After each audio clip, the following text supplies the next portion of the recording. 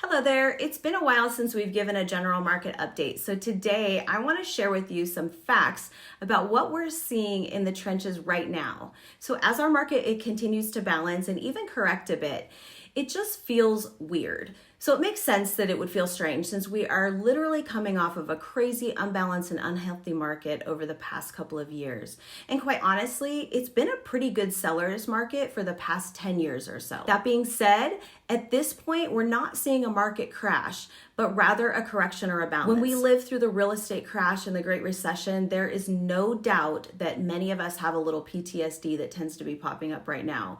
So an important note to remember is that at that time, we had over 55,000 homes on the market, which is a lot of homes. We were also not experiencing the growth in the valley that we are currently experiencing. There are so many reasons why people are choosing Arizona as a place to relocate to. We've had tons of new businesses, we've had industry coming to Arizona, which also brings people in jobs. So looking simply at the growth here in the valley, we still don't have an overabundance of housing to accommodate all of those new people. Back to the inventory comparison though. Right now, what we're seeing is we're settling in right around 20,000 homes that are available for sale, which is obviously really high compared to the 5,000 or even less at times that we had over the past couple of years. So this is still a pretty low number of homes when you consider what actually makes a buyer's market versus a seller's market. So a buyer's market in Arizona, it would be around 25,000 homes available. So we're definitely closing in on that.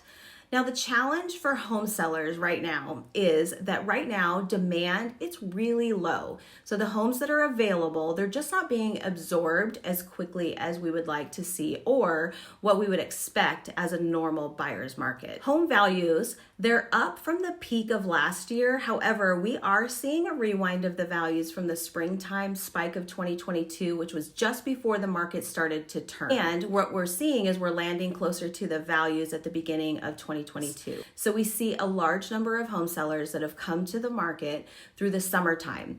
They had a harder time accepting the shift in the market and they overpriced their houses. Many of these sellers, they were resistant to adjusting price and negotiating with buyers. That group of sellers that had to sell, they slashed their prices to get their home sold. So this has definitely been the cause of the rewind in prices that we've seen. So what we've had is also investment companies selling some of their inventory, and many mom and pop investors have decided now was the time to sell their homes. Those type of transactions, they carry much less emotion than the traditional home seller who's selling their home that they love so much. So it makes sense that the investors are quicker to accept the new reality as well. Last year, we had a listing success rate of over 90%, meaning that 90% of homes that hit the market, they actually sold. So right now, the listing success rate is at 60%. So 40% of the homes that hit the market, they are not going to be successful in selling. Moving forward, sellers, they're becoming more realistic and knowledgeable about the market. And most of them are ready to price their homes to sell and they're willing to negotiate. So if you want to be in the 60% of home sellers who are successful, you need a great agent who has experience and really knows the market and how to advise you. When it comes to buyers, the interest rates, they have been the biggest challenge and factor in the drastic reduction in demand that we're experiencing. We've not seen interest rates increase so quickly in this short of a period of time, really ever. The interest rates, they've doubled throughout the past several months, making it much more difficult for buyers to afford the homes that they could have afforded this time last year. So the good news for buyers right now is that they have a little time to think about their home purchases and they have the time and the ability to negotiate.